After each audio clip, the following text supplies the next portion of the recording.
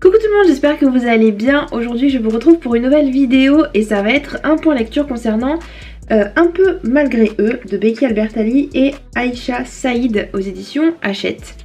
Vous connaissez peut-être Becky Albertalli puisque c'est l'auteur de Love, Simon qui a été réédité, qui a eu un film aussi. J'ai lu Love, Simon, j'ai lu le tome compagnon qui était sur un autre personnage qui était Léa. Et je sais plus si j'ai vu le film ou pas. Mais en tout cas il m'a pas plus marqué que ça. Le livre j'avais plutôt bien apprécié, c'était sur l'homosexualité. On suivait un personnage masculin qui était gay et qui entretenait une correspondance avec un garçon qui s'appelait Blue, qui était dans le même lycée mais il ne savait pas qui c'était. Et du coup c'était plutôt intéressant, c'était assez marrant, c'était très frais et j'ai beaucoup aimé en fait cette lecture.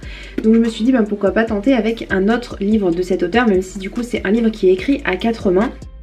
Et Aïcha Saïd, je ne savais pas du tout qui c'était. Et voilà, à ce qui paraît, donc c'est l'autrice, enfin à ce qui paraît, c'est écrit ici, c'est l'autrice de ce livre-là, qui s'appelle Le courage d'Amal, que je ne connais pas. C'est l'histoire de deux jeunes qui s'appellent Jamie et Maya.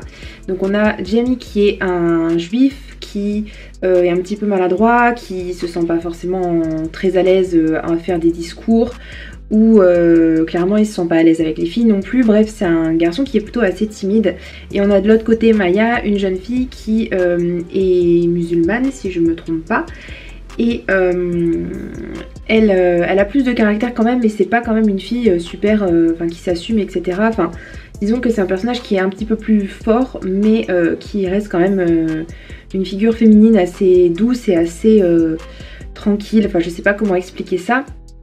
Mais voilà, on va voir ces deux personnages-là qui se connaissaient lorsqu'ils étaient petits, qui se revoient alors qu'ils ont 17 ans chacun. Et ils se revoient pour la simple et bonne raison que les deux doivent aller faire du porte-à-porte pour demander aux gens de voter pour Rosoum, je crois qu'il s'appelle. Dès que Jamie a revu Maya, ça a été une sorte de mini coup de foudre.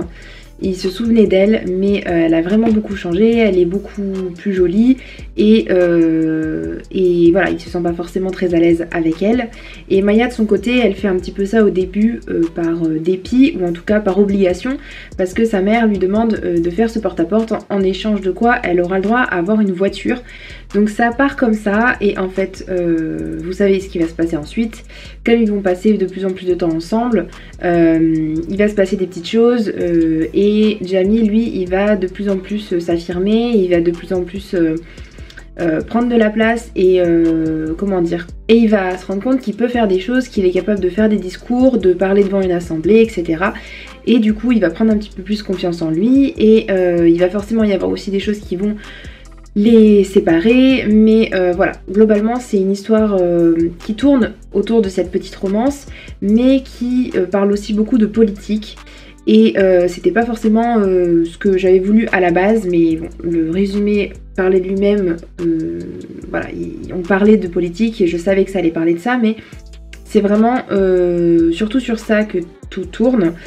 Et j'ai passé un bon moment globalement, mais ça n'a pas été une lecture fantastique, ça n'a pas été formidable et c'est pas la lecture de l'année, mais j'ai plutôt bien apprécié.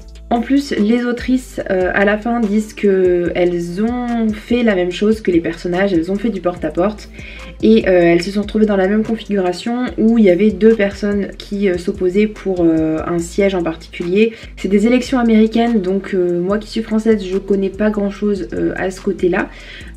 Et j'aurais aimé qu'il y ait un petit peu plus d'explications, mais sachant que c'est un roman qui est écrit par des américaines, voilà, ça sert peut-être à rien d'expliquer puisque potentiellement c'est pour les Américains, donc enfin bref, vous voyez ce que je veux dire. Mais j'aurais bien voulu en savoir un petit peu plus sur la manière dont ça fonctionnait. Donc elles ont fait ce porte-à-porte et elles ont obtenu le même résultat que ce qu'il y a dans le roman là. Et donc c'est une sorte d'autobiographie si on peut dire ça comme ça, sans l'aspect romance forcément. J'ai bien aimé du coup le fait qu'elles veuillent démontrer quelque chose et qu'elles veuillent mettre en avant certaines choses qu'elles ont vécues au travers d'une histoire. Il y a aussi la question du racisme et des croyances qui est traité dans ce roman, parce qu'on a affaire à deux personnes qui sont donc juives et musulmanes, si je me trompe encore pas, je sais plus. Il y a des fêtes religieuses, il y a beaucoup de choses en fait qui sont autour de la religion et qui sont plutôt intéressantes et que je connaissais pas du tout, donc j'ai été plutôt contente d'avoir cet aspect là finalement du livre. Et voilà, globalement ça a été une bonne lecture, je vais pas garder un sentiment impérissable, mais c'était plutôt léger et plutôt sympathique. Donc voilà, je vous le conseille si tout ce qui tourne autour de la politique, si vous avez envie un petit peu de voir une petite romance, ça peut vous intéresser, mais voilà, je pense pas que ça va rester vraiment gravé très longtemps dans ma mémoire. Voilà, c'est tout pour ma vidéo, j'espère qu'elle vous aura plu. Si vous avez lu ce livre, n'hésitez pas à me le dire en commentaire et je vous dis à bientôt dans une prochaine vidéo. Ciao ciao!